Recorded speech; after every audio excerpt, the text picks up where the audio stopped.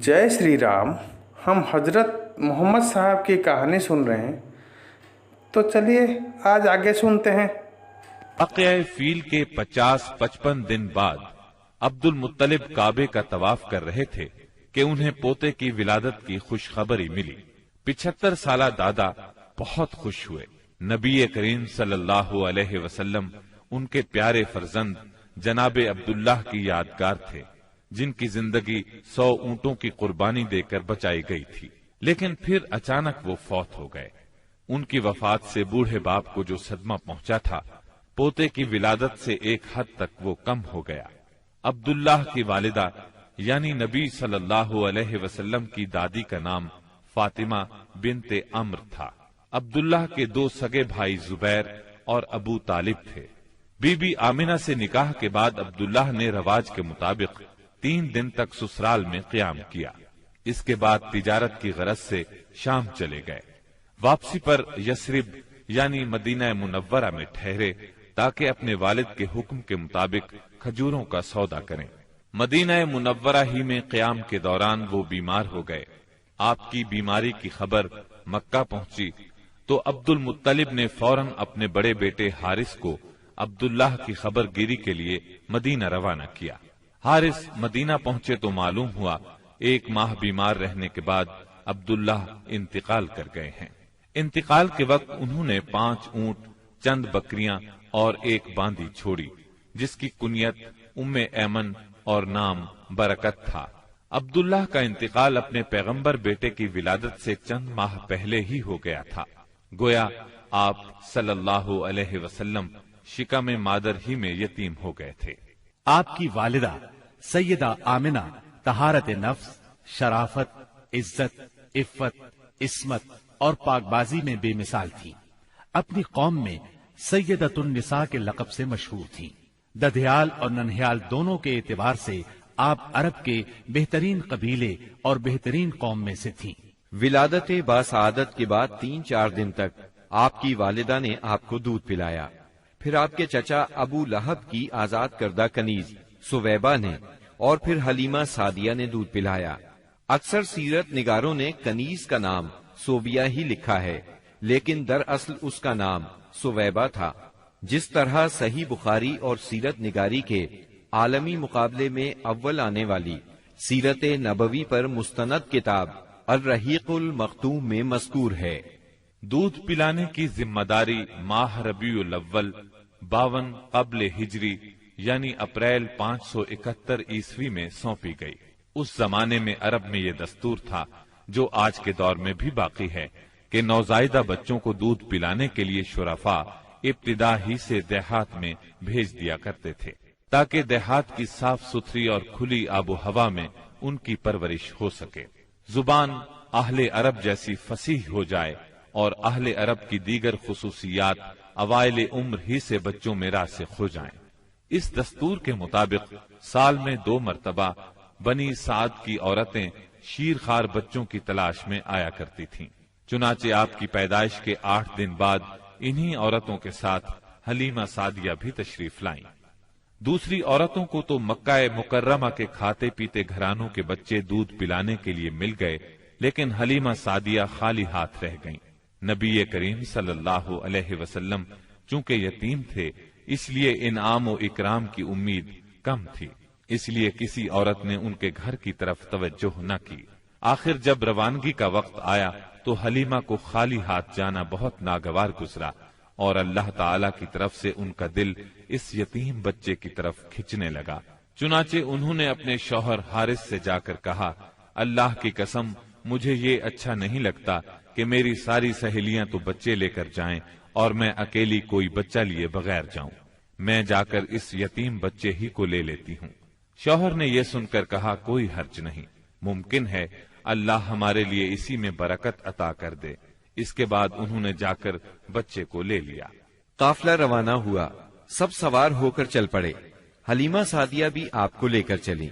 हलीमा की ऊँटनी दुबली पतली, देखने में मरियल और चलने में सबसे सुस्त रफ्तार थी, लेकिन जूं ही हलीमा सादिया आपको लेकर उस पर सवार हुई, यकायक वो बर्क रफ्तार हो गई। बाकी औरतों ने इस मंजर को हैरत से देखा कि हलीमा सादिया की मरियल ऊंटनी उनकी ताकतवर और तेज रफ्तार ऊंटनियों से आगे निकली जा रही थी और फिर वो उन सबको पीछे छोड़ गई। ये तब्दीली दूसरी औरतों के लिए किसी मोजिजे से कम नहीं थी। हलीमा के वालिद अबू जुवैब का नाम अब्दुल्ला बिन हारिस था। वो नबी सल्लल्लाहु अलैहि वसल्लम के रजाई नाना हुए। हलीमा के शौहर का नाम हारिस बिन अब्दुल उज्जा था। ये दोनों ही कबीला साद बनी बकर बिन हवाजिन से ताल्लुक रखते थे। इसी तरह हारिस के बच्चे आपके रजाई भाई बहन हुए। जब तक आप सल्लल्लाहु अलैहि वसल्लम हलीमा सादिया के घर रहे, उनका घर बरकतों से माला माल रहा। हलीमा बयान करती हैं कि वो जब आई थीं तो कहत साली का दौर था। उनके पास एक गधी थी जो इस कदर दुबली पतली और मरियल थी कि पूरे काफिले में सबसे सुस्त और मरियल चाल चलती थी। एक ऊंटनी भी थी मगर वो कतरा दूध का नहीं देती थी। हलीमा का अपना बच्चा भूख से बेकरार होकर बिलखता रहता था। खुद सोता न माँ बाप को सोने देता। मगर जब वो आपको लेकर अपने घर आई और आपको गोद में लिया तो सीना दूध से भर गया, यहाँ तक कि आपने पेट भरकर दूध पिया और आप सल्लल्लाहु अलैहि वसल्लम के साथ हलीमा के बेटे ने भी खूब दूध पिया। फिर दोनों आराम की नींद सो गए। उस रात हलीमा का बच्चा बिल्कुल न रोया। उधर शौहर ऊंटनी के पास गया तो क्या देखता है, थन से दूध उबला चाहता है। चुनाचे वो दूध दोहने लगा। उसने इस कदर दूध दोहा कि घर के सब बर्तन भर गए। दोनों ने खूब दूध पिया और आराम की नींद सो गए। हलीमा सादिया का घराना सबसे ज्यादा कहत ज़दा था, लेकिन मक्के से वापसी के बाद उनकी ये हालत हुई कि जब बकरियां चरकर घर वापस आईं तो उनकी कूखें निकली हुई थीं और थन दूध से लबरेज थे। अब घर वाले खूब दूध पीने लगे, जबकि कहत की वजह से दूसरे घरानों को दूध बिल्कुल नहीं मिलता था। यूं इस घराने को मुसलसल खैर और बरकत नसीब हुई। हलीमा का दस्तूर था कि वो हर 6 माह बाद आपको मक्के लाती, वालिदा और खानदान के लोगों से मिलाती और फिर अपने दियार बनी साद वापस ले जाती। जब मुद्दत रज़ात पूरी हो गई तो दूध छुड़ाकर आपकी वालिदा के पास लाई। अब तक वो आपकी वजह से खैर और बरकत देख चुकी थी। इस वजह से चाहती थी कि आपको अभी उनके पास ही रहने दिया जाए। चुनाचे उन्होंने आपकी वालिदा से कहा, क्यों ना आप बच्चे को अभी मेरे पास ही रहने दें ताकि ये और मजबूत हो जाए। मुझे मक्के की वबा से डर लगता है। वालिदा इस पर राजी हो गईं और हलीमा आपको लेकर खुश खुश अपने घर आ गईं। इस तरह आप करीबन 2 बरस तक वहीं रहे। फिर आपके सीनाए मुबारक को चाक करने का वाकया पेश आया। इस वाकये से खौफजदा होकर हलीमा और उनके शौहर ने आपको आपकी वालिदा आमिना के हवाले कर दिया। अनस बिन मालिक रजी अल्लाह अन्हु बयान करते हैं, आप बच्चों के साथ खेल रहे थे कि जिब्रील अलैहिस्सलाम तशरीफ लाए। आपको लिटाकर सीना चाक कर दिया। फिर आपका दिल निकाला और उसमें से एक लोथड़ा निकालकर फरमाया, ये तुमसे शैतान का हिस्सा है। फिर दिल को सोने के तश्त में जमजम के पानी से धोया और वापस सीना मुबारक में रख दिया। उधर बच्चे दौड़कर हलीमा सादिया के पास आए और कहने लगे, मुहम्मद को कत्ल कर दिया गया। वो लोग फौरन आपके पास पहुंचे, देखा कि रंग उतरा हुआ है। सैयदना अनस का बयान है कि मैं नबी अकरम सल्लल्लाहु अलैहि वसल्लम के सीने पर सिलाई का निशान देखा करता था। इस वाक़े के बाद आपको मक्के पहुंचा दिया गया और आपने अपनी माँ के साया मोहब्बत में अपने खानदान के अंदर कोई 2 बरस गुजारे। फिर वालिदा, दादा और उम्मे ऐमन के साथ मदीना मुनव्वरा का सफर किया, जहां आपके वालिद की कब्र भी थी और दादा का ननिहाल भी था। आप मदीने में 1 माह रहकर वापस हुए तो रास्ते में आपकी वालिदा बीमार हो गईं और मकाम अबवा पहुंचकर इंतकाल कर गईं। इन्ना लिल्लाहि व इन्ना इलैहि राजिऊन। उन्हें वहीं दफन किया गया। अब बूढ़े अब्दुल मुत्तलिब आपको लिए मक्के पहुंचे। उनके दिल पर आपकी वालिदा की वफात की वजह से गहरा असर था। आपके लिए उनके दिल में ऐसी मोहब्बत पैदा हुई कि खुद उनके अपने बेटों के लिए वैसी मोहब्बत न थी। वो आपकी बहुत कद्र करते, अपनी औलाद से बढ़कर चाहते।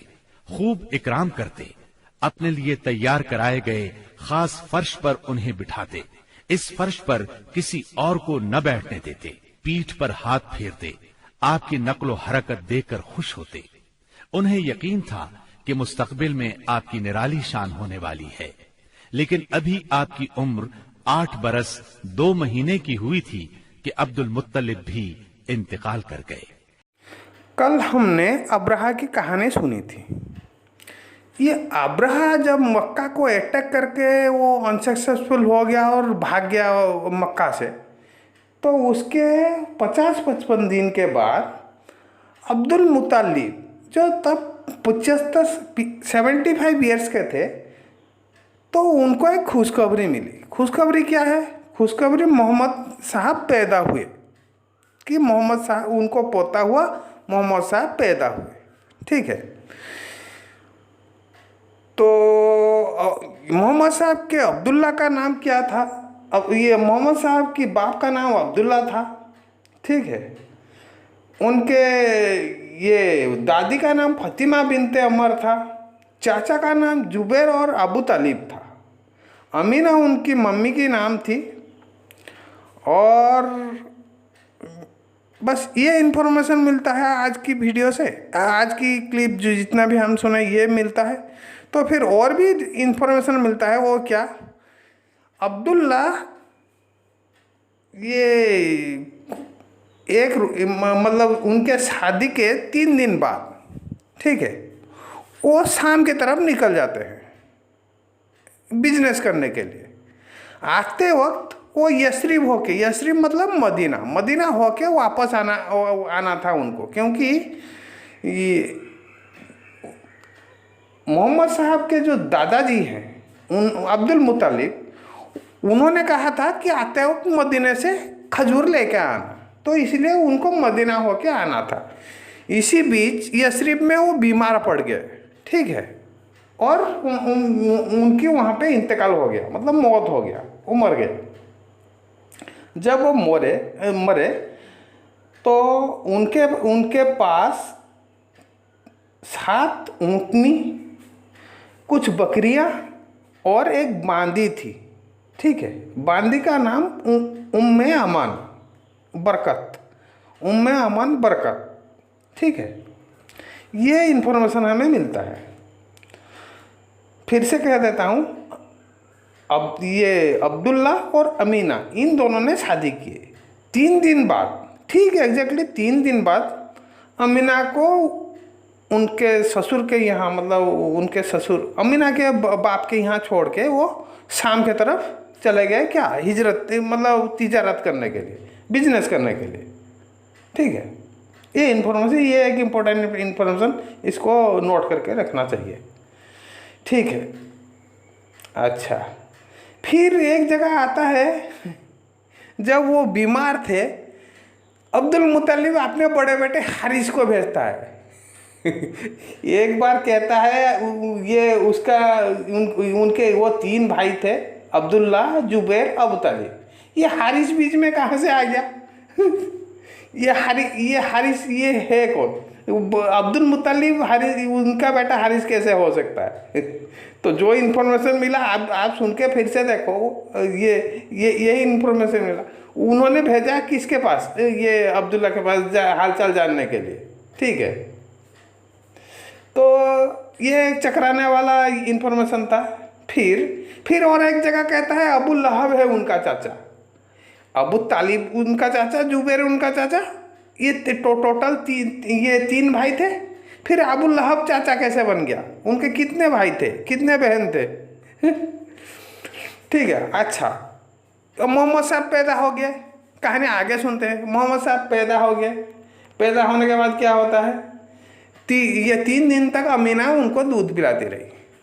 उसके बाद मतलब उनका एक ये था, सुबेबा करके नौकरानी थी अबू लहब के पास, चाचा अबू लहब के पास जुबेदा करके नौकरानी थी। उसने 2-3 दिन तक दूध पिलाया। ठीक है, फिर वो जो गांव में उनका जैसा रिवाज है, वो शहर से गांव भेज देते हैं। उन्होंने ये वो ढेर सारे वो बानू, ये क्या, ढेर सारे वो दूध पिलाने वाली आई, ये बानू साथ की औरतें वो होती हैं जो दूध पिलाते हैं लेके, उन लोगों ने आए सब, मतलब किसी किसी एक एक बच्चा लेके चले गए। हलीमा सादिया, इनको एक भी बच्चा नहीं मिला। वो मोहम्मद को देखे, वो तो मतलब उनका पिताजी का निधन हो गया, मतलब मर गए थे, तो वो यतीम थे। यतीम बाप अगर होता तो थोड़ा बहुत पैसे देता, ये पैसा किसको दे, ये मतलब वहाँ पे तो कोई पैसा देने वाला नहीं था। ठीक है, वो उनको जो भी हो, ये हलीमा सादिया को मोहम्मद साहब बहुत पसंद आए और लेके गई। तब यहीं पे एक मौजा हुआ। क्या मौजा हुआ? हलीमा सादिया की ऊँटनी मरियल पूरा एकदम स्केलेटन ऊँटनी थी। ठीक है, जब मोहम्मद साहब उनके ऊपर बैठ गए, मोहम्मद साहब और हलीमा, वो एकदम बिजली की रखकर फेरारी कार बन गई। ठीक है, वो भागने लगी। तो यहाँ पे एक मौजा हमें देखने को मिलता है। और दूसरा मौजा क्या है, ये हलीमा सादिया को ये दूध नहीं होता था, मतलब उसको अपने बच्चे को पिलाने के लिए दूध नहीं होता था। जब मोहम्मद साहब जाके पहुंचे तो दूध इतना हुआ कि ये उसका बेटा और मोहम्मद साहब दोनों पी गए थे, उनका पेट फुल हो गया। फिर वो मरियल ऊँटनी को जब धोने गए, वो घर में जितना बर्तन था वो सारा बर्तन भर गया। खाली यहाँ पे लिखना बाकी रह गया है कि वो नल की, मतलब टंकी की, जैसे म्यूनसिपालिटी होता है पानी सप्लाई देता है, वो अपनी कबीले में वो नल के नल के जरिए लोगों के घर, मतलब गाय की अडर में लगा देंगे नल। नहीं, गाय नहीं, वो ऊँटनी, वो डायरेक्ट टाउन को सप्लाई करेंगे। तो चलो, लिखने में क्या जाता है, जो मर्जी वो लिखो। यहाँ पे ईमान तो लाना है। ये क्वेश्चन कौन पूछेगा? ये मरे ऊँटनी, मान लो के घर में ये 50 बर्तन होंगे। 50 मतलब बर्तन, मतलब कम से कम 200 लीटर। एक ऊँटनी 200 लीटर दूध देगी। उसमें थोड़ा और जोड़ देते हैं, डायरेक्ट टाउन सप्लाई करने डायरेक्ट वहाँ पे टाउन को, जैसे वाटर सप्लाई आज के डेट में हो रहा है, वैसे मतलब डायरेक्ट अडर से उठने के थान से डायरेक्ट लोगों को घर में सप्लाई करने लगे नल के जरिए। लिखने में क्या जाता है? ठीक है, फिर और एक मज्जा देखने को हमें मिलता है। क्या वो मज्जा क्या है? वो मज्जा ये है कि वो बकरियाँ, वो भी पूरा एकदम सुकड़ू बकरियाँ थी, स्केलेटन बकरियाँ। वो जाके मतलब ऐसे चर के आए, जब वो आए, वो मतलब एक बकरी 5-7 लीटर दूध देगी, इतना बड़ा उसका थन हो गया। ठीक है, और वो सब ये उनसे दूध भी दोए और ये आराम से मतलब पेट भर के वो खाए। चंद दिनों में वो पूरा तरोताजा एकदम खली बन गया। ठीक है, ये इन्फॉर्मेशन हमें मिलता है। फिर क्या होता है? हाँ, फिर और थोड़े बहुत इन्फॉर्मेशन हमें मिलता है। अब्दुल्ला बिन हरीस, ये हलीमा के वालिद थे। जो हलीमा सादिया जो लेके गई थी, वो उनके वालिद थे अब्दुल्ला बिन हरीस। फिर उनका पति का नाम क्या था? उनका पति का नाम था, ये शोहर का नाम था हारिस। ये हलीमा के शोहर का नाम था। ठीक है, और हाँ, वहाँ पे मोहम्मद साहब जब 2 साल के हुए, फिर एक वाक़या आता है मौजा। तो वहाँ पे बच्चों के साथ वो खेल रहे थे। ठीक है, वहाँ पे जबरील अलैहिस्सलाम आए, उनके सीने चाक किया, वो एक लोथड़ा अपनी ये से निकाला, कलीजे मतलब हाथ से निकाला, बोला वो ये शैतान के लिए है। ठीक है, फिर वो सीना जोड़ के चले गए। यहीं पे मेरे को डाउट है। क्या डाउट है? ये जो सीना चाक किए देखा किसने? वो जबरील अलैहिस्सलाम से उसको किसने शिनाख्त किया, मतलब उसको पहचाना कौन? ये जबरील अलैहिस्सलाम के कौन था कौन नहीं था आपको कैसे मालूम? वो ये क्या कार्ड लगा के आया था, ये आई कार्ड दिखा रहा था आपको? वो जो भी देखा उसको कैसे मालूम पड़ा कि वो ये तो बच्चा कुछ 2 साल का बच्चा बोल नहीं पाएगा, ठीक है। किसने देखा वो जबरील अलैहिस्सलाम थे? किसने देखा? वो कैसे मालूम पड़ा वो जबरील अलैहिस्सलाम आया? कोई रॉबर आया? कौन आया कौन नहीं आया? ये जो लिख रहा है कैसे लिख रहा है? ये जबरील अलैहिस्सलाम आए सीना चाक किया, कैसे लिख रहा है? किसने शनाख्त किया वो जबरील? उनको ये किसने शनाख्त किया वो जबरील अलैहिस्सलाम थे? जिसने भी शनाख्त किया उसको कैसे मालूम पड़ा वो जबरील अलैहिस्सलाम थे? मैं यहाँ पे कि मैं इस साइड से, मतलब मैं आपके साथ पहली बार मिल रहा हूँ, आपको कैसे मालूम पड़ेगा मैं कौन हूँ कौन नहीं हूँ? अब देख के पहचान लोगे? अंतर्यामी हो आप, कैसे मालूम पड़ेगा? आप क्योंकि क्वेश्चन पूछो, आपके आलिम से पूछो, जी जनाब यहाँ पे जो लिखा गया है जबरील अलैहिस्सलाम ने सीना चाक किया, जिसने लिखा उसको कैसे पता चला ये जबरील अलैहिस्सलाम था? वो तो छोटा बच्चा 2 साल का बच्चा, वो ये बोल ही नहीं पाएगा, उसके साथ हुआ क्या? मान भी लेते हैं वो सीना चाक का इवेंट सही था, वो जबरील अलैहिस्सलाम को कैसे पहचाना? कौन पहचाना? आप जो लिख रहे हो कैसे लिख रहे हो? आपके पास प्रूफ क्या है? ईमान लाना, देखो आप पैदा हुए हो एक घर में, तो बचपन से आपको वो माहौल में पड़े आए, इसीलिए आप लोगों को ये सब क्वेश्चन दिख नहीं रहे। मेरे को ये सब दिख रहे हैं क्योंकि मैं बाहर से उसका तर्जुमा कर रहा हूँ, इसीलिए मेरे को दिख रहे हैं, इसलिए मैं ये पूछ रहा हूँ। फिर उसके बाद कहानी आगे बढ़ती है। वहाँ पर और एक इन्फॉर्मेशन क्या मिलता है, जब मोहम्मद साहब 8 साल 2 महीने के हुए तब उनके दादाजी अब्दुल मुत्तलिब वो गुजर गए, ठीक है। ये इतना इन्फॉर्मेशन हमें आज की वीडियो से मिला, तो फिर कल मिलते हैं, कहानी आगे कल सुनते हैं। आज के लिए जय श्री राम।